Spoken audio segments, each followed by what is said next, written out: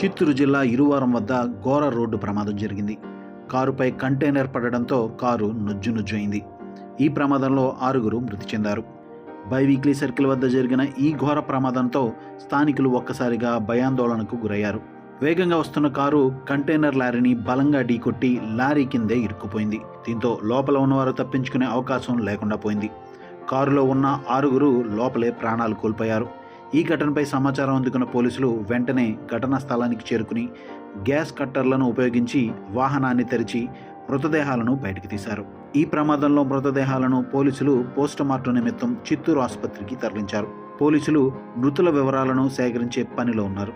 జాతీయ రహదారులపై ప్రయాణించేప్పుడు భారీ వాహనాల పట్ల అప్రమత్తంగా ఉండాలని పోలీసులు సూచించారు. మృతుల్లో ఒకరు సాఫ్ట్వేర్ ఉద్యోగి ఉన్నట్లు పోలీసులు గుర్తించారు.